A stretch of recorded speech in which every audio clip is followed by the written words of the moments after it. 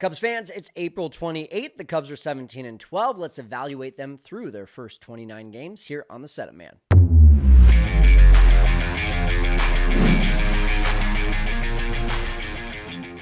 Cubs fans, welcome in. It's me, Kyle Stanley, the Setup Man, and we are talking about everything Cubs through the first 29 games. They're 17-12. They're looking pretty good on most fronts, but where are they looking really good? Where can they use some improvement? And what are the solutions to that? We're going to talk about all of that. Plus, we're going to look at their schedule, their remaining schedule here coming up in the month of May, and how they might tackle that as well. All that coming up here. Make sure you're subscribed, though. Make sure you're liking. Make sure you're commenting. It's a lot more fun for me when I get to engage with you guys. And if you're listening on the podcast, make sure you leave a comment. That really helps as well. Let's get to it. And actually, before we get to it, I do want to let you know that I'm going to be gone after May 20th, we're having our baby, Anthony. Yes, you can guess where that name is coming from. My dog's name is Rizzo, so there you go. I just put 1 and 1 together. It equals 2. We're going to have the baby on May 20th. I'm going to be gone for a couple weeks, so just bear with us.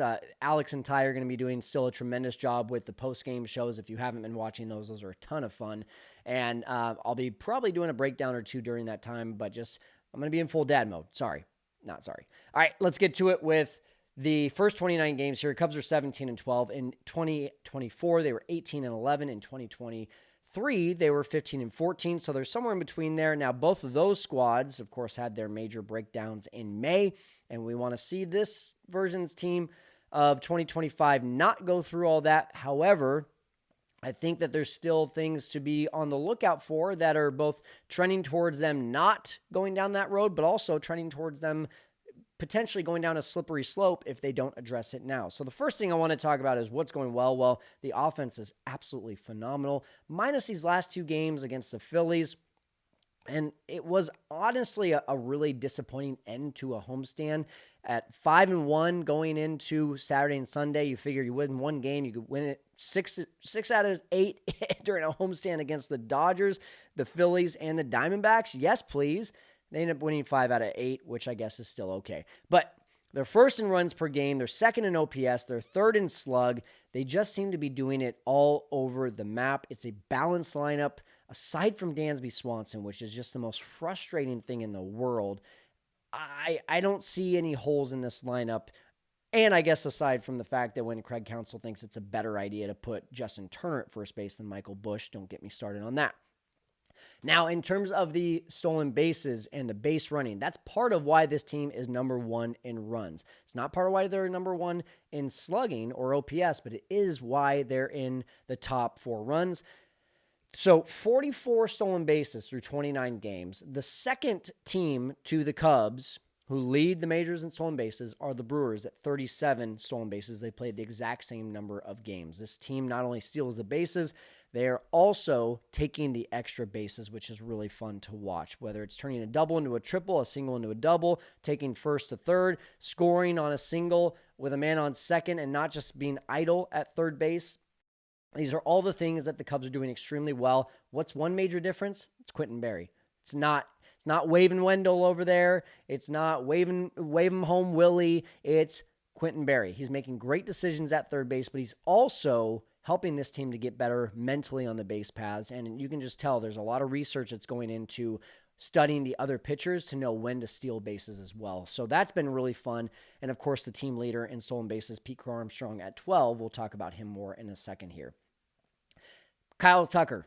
He's a superstar. That's our next thing that I want to talk about. You knew you were getting a superstar, but you didn't know that you were going to get this good of a superstar so far. He's had multiple home runs that have put the Cubs ahead in major situations in games. He's sixth in the league for slugging at .579. He's 7th in WAR at 1.5. He's 9th in WRC plus, and he's the only player in the top 15 for slug in all of baseball to have a walk percentage higher than a strikeout percentage. I know he's getting a lot of, it feels like this is Chris Bryant in his prime. Guess what, guys? Chris Bryant still struck out a crap ton. Kyle Tucker does not. Outside of that, his presence is removing so much stress from the Cubs lineup. When you look at the guys batting around him, Ian Happ, Michael Busch, and Seiya Suzuki, those 3 guys, look at their seasons. They're having career seasons right now. Seiya Suzuki, 145 WRC plus, already has 6 home runs. Michael Busch, 161 WRC plus, has 5 home runs. Ian Happ, even though he got off to a really slow start, his overall numbers not so impressive, but the last 13 games, 339, 422, 482 slash line. That's a 904 OPS. Everyone just looks a lot more relaxed. Years past, Cubs podcasts and analysts, they're all talking about this team can't score with runners in scoring position. They get a couple guys on, they can't bring them home. Well, part of the reason is because when you look at Ian Happ or Michael Busch or Seiya Suzuki to be the guy to do that, in the past it's Cody Bellinger as well, that's a lot of pressure on guys that are not at the superstar level, at least not at the superstar level at this point in their career. Kyle Tucker is. He's going to be able to handle those things. When he doesn't, guess what? We got the other guys to pick him up. Or when he does, still got other guys to pick him up. This is, to me, the biggest difference in the Cubs. And I don't think that that's a revolutionary thing to talk about, but it's just the domino effect that it has on this team. Now, who it also might be having a domino effect on, I don't know this for sure, but Pete Crow Armstrong, that's the next one I want to talk about, is a superstar in the making. If you were to start the MVP voting, if you were to start the All-Star voting right now, this guy is on both of those ballots. Why? Because he's number 3 in all of baseball in WAR. That's right. Aaron Judge, Corbin Carroll, then Pete Crow Armstrong. Is that not phenomenal? I know it's because he has, WAR, a lot of that goes into defense, and he's leading the league in outs above average and defensive runs saved. So that's going to have a huge impact, but it's also the stolen bases, and it's the slug that's really surprising as well.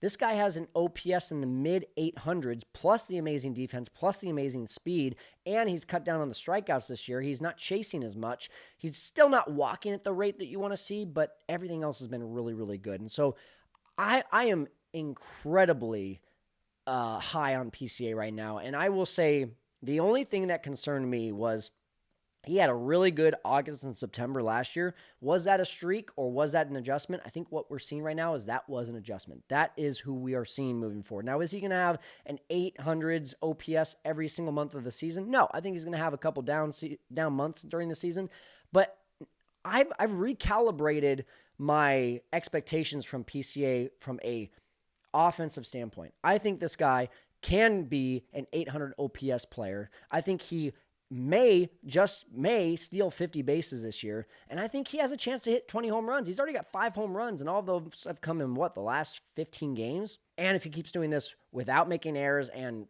tracking down every single ball that's hit in center field, this is a guy that I just wish they would have gone with him with that weak offer of $75 million a year earlier. Like, just maybe August of last year. Okay, great. We have proof of concept. You can do this. Now let's give you this offer. They just took too long, and now I don't know that there will be an extension, a team-friendly extension, that is, for a guy like this. What else is really phenomenal? How about the catchers? A 995 OPS from Miguel Amaya and Carson Kelly combined. Combined, they have 7 home runs. That is the top hitting position on the Cubs, except for right field, outside of right field. Of course, you've got Kyle Tucker, and then Seiya Suzuki, I believe, played in 1 game and hit 2 home runs in right field. So that's why that position is looking so much stronger than the catchers. Amaya, too, from a defensive standpoint, has anyone noticed how good he's been behind the plate? How no one's running on him anymore? He is in the 86th percentile for caught stealing above average in 2025. Last year, 20th percentile. I have no idea what he did, but it's working, and I love it, and I want to keep seeing that. The last bit that's going extremely well, Colin Ray. A .96 ERA in his first 18 2/3 innings. Most of those coming as a starter. Who saw this coming? Maybe Jed did. Maybe he knew something about Colin Ray, changing his arm angle, changing the way that he was using the fastball usage. I don't know what it was. Maybe it was Tyler Zombro. Maybe it was Tommy Hotovy. I don't know what it was, but $5 million for a guy that, in the absence of Justin Steele and Javier Assad in this rotation, it's huge. It's monumental. I don't even need him throwing a .96 ERA for the rest of the year. I just want him to be mid-threes. If he can be mid-threes ERA and make 20 starts this year, wow, what a lift for this team that needs starting pitching right now. And the last thing I'll say in terms of things that are going well, and we did an entire episode on this on a post-game show last week, the front office is acting with urgency. Jed is not waiting around. He's optioning guys if they're not performing. He's going and picking up new guys, especially for the bullpen. He's making the moves that are going to accelerate learning more about this team and especially their bullpen. So kudos to Jed. If you missed that episode, make sure you click on it down in the description below. Now, what needs to be worked on? We've already mentioned that Justin Steele and Javier Assad are gone. Those are the obvious things. Those are the things that we can't really change that right now. Justin Steele's out for the year. Javier Assad re-aggravated that oblique. So for now, I don't know if he's even going to play a role in 2025, let alone get a couple months in on the season. So there's that. That's the bad. That's probably the worst out of all of this. And then the bullpen is just absolutely miserable. I mean, just not competitive. Not competitive at all. They're 28th in team bullpen ERA at a 4.99 ERA. And that actually improved. That was at like a 5.17 just a few days ago. If it doesn't go according to plan, like if the starter doesn't go out there and throw 6 innings and then give the bullpen a 2 or 3 run lead, it's like all hell breaks loose. And even if they do give that bullpen a 2 or 3 run lead after throwing 6 innings, all hell can break loose. You think about the games they lost against the Padres. There was 2 games they lost against the Padres where they had leads late. I don't know how you fix this bullpen.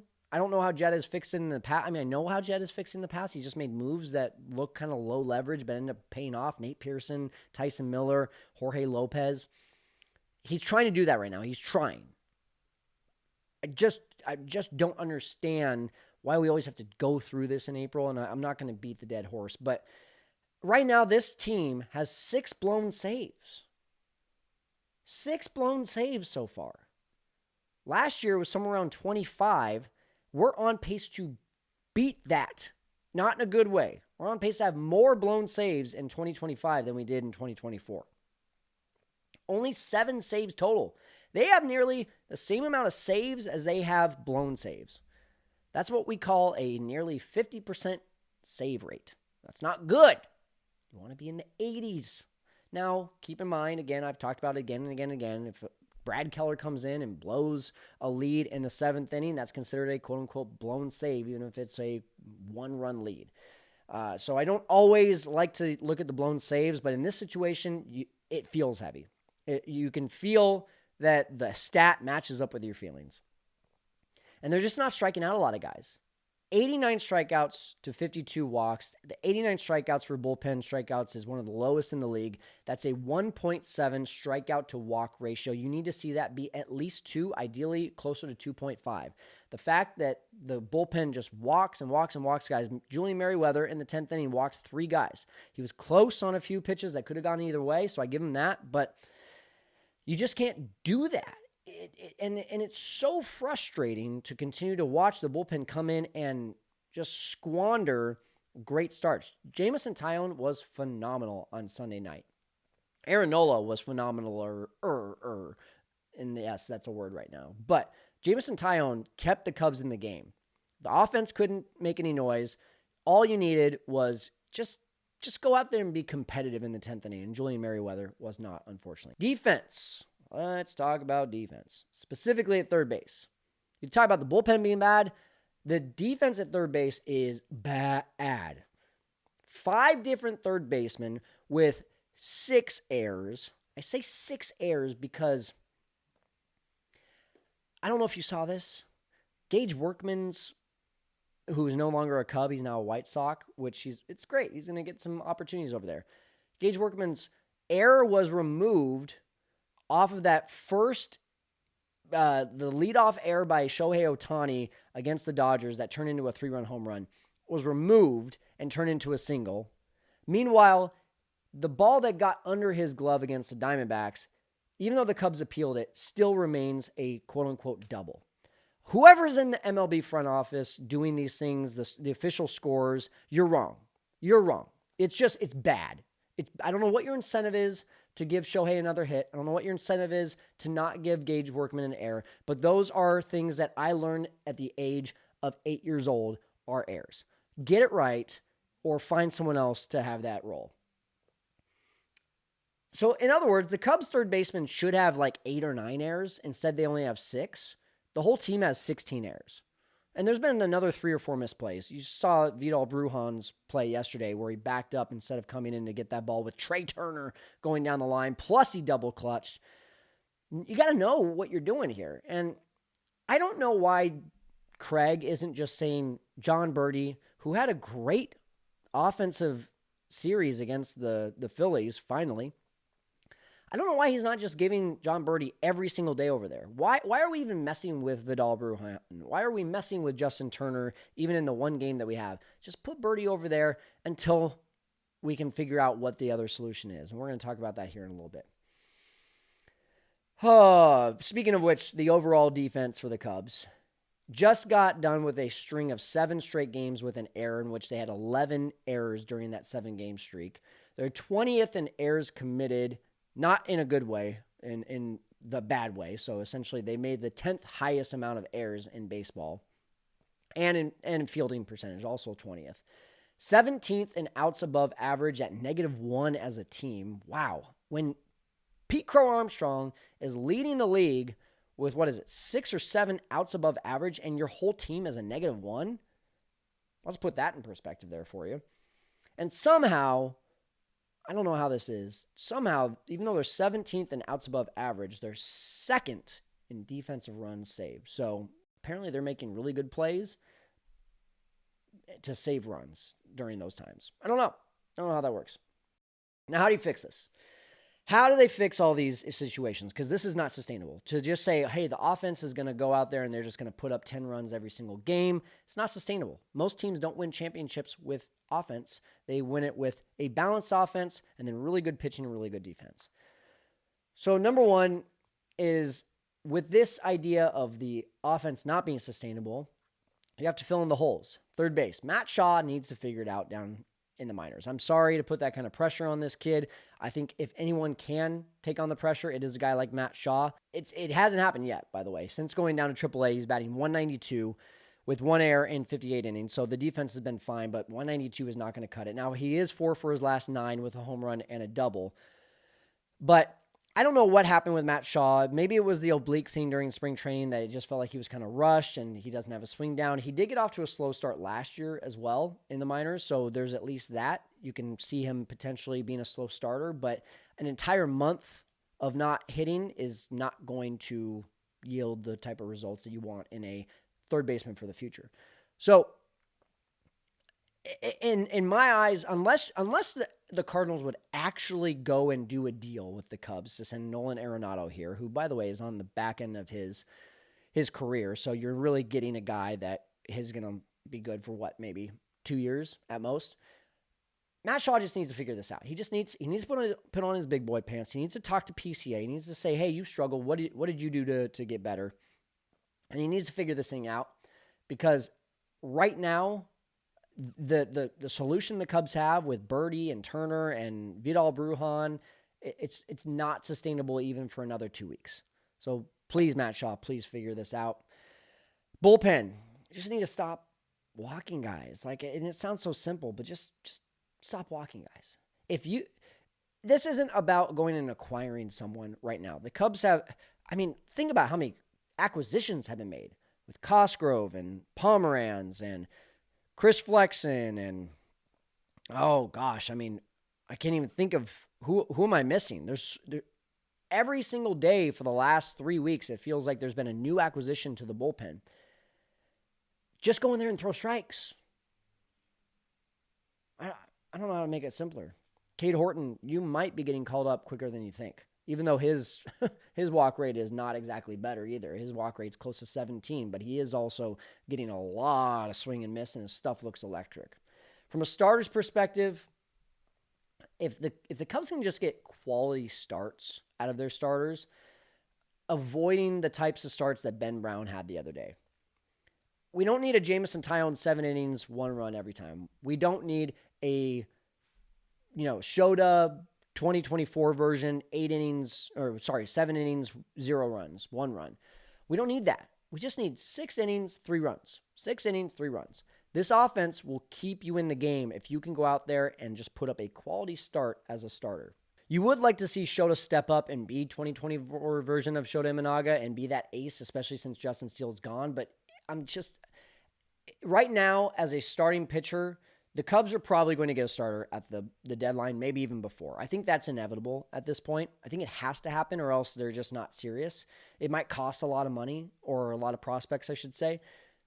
But right now, you just need them to, the starters to just survive. Don't go out there and try to be a hero. 6 innings, 7 innings, 3 runs, boom. Hand it over to the bullpen who's going to be throwing more strikes. Internally, that's how you fix this right away. And I know that's boring, and I know a lot of you want to say, no, make a trade. But right now, with it being April, that's just the only thing that can actually happen. Now, you might start seeing guys like Chris Flexen, Connor Nolan, Jordan Wicks, Cade Horton. They're probably going to get called up. They're probably going to have a start or two. I don't think any of those guys outside of Cade Horton is a long-term solution. And I also don't know how many bullets in the gun Cade Horton has, not just for this year, but maybe even future years, because he just always seems to have some injuries, and that's way too young to be having this many injuries. So he might be a bullpen guy when he does come up eventually. We'll see. I know the Cubs front office is probably not looking at it that way, but that's just the first few things that I see. What do you think? What are some solutions to all of this that maybe that I'm not touching on? And I mean, from a defensive perspective, I already said it. Matt Shaw has to figure this out, but this team is going to be good defensively. We can all rest assured this team is going to be good defensively. They have had a really rough start to the season, especially at third base. You take a third base out, and this team is probably one of the better defensive teams. But Michael Busch needs to be a little bit better at first base. His outs above average has not been good this year. Nico Horner's had a couple errors. Dansby Swanson has been good. Pete's been good. Ian's let a few balls in the outfield drop in front of him. Weirdly, I don't know. Kyle Tucker hasn't exactly been the Gold Glover I thought he would be, and the catching defense has been pretty good. So I think all of that's going to trend up for the rest of the season. Third base is where you need to focus the most of that on. But let's go ahead and shift now to the remaining schedule for the Cubs. Everyone keeps talking about the Cubs had the hardest schedule to start the season, and they have been, passing with flying colors, and that's absolutely true, 17-12. But the next 12 games aren't exactly easy, guys.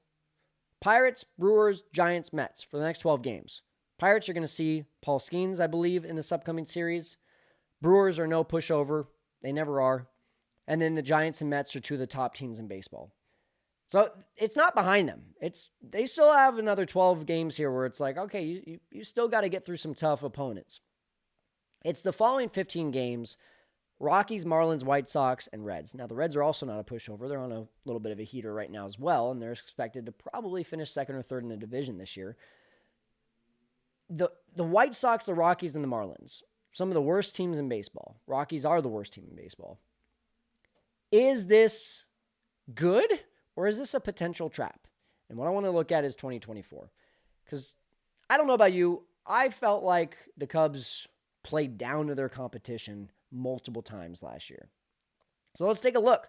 In 2024, this is the record that the Cubs had against bad teams. What defines a bad team? Well, teams that the Cubs should absolutely run over. They were at least double digits under 500. You've got the Marlins at 4-3. You got the Rockies at 4-2. You got the A's at 1-2. Pirates 7-6. Nationals 6-1. White Sox 4-0. Angels 2-1. Toronto. Now they play in a tough division, so Toronto's, I didn't know if I wanted to put them on there, but they were under 500 by at least 10 games, so they were also 2-1. You add all this together, and you get a 30-16 record, which is a .652 winning percentage, which feels pretty good. But aside from the Nationals and White Sox, every other team the Cubs played, they were essentially within a game or two of 500 against them. You take out the Nationals and White Sox, who they went 10-1 against, and now suddenly you're looking at a 20-15 record against some of the worst teams in baseball.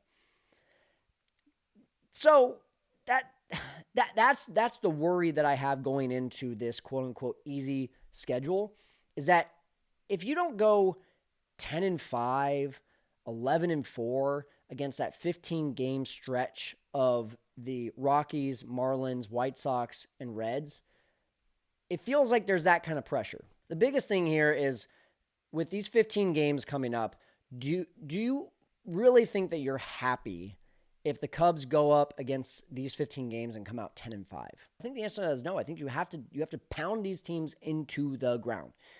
And that's the type of pressure that can sometimes be even more than when you're playing really good teams.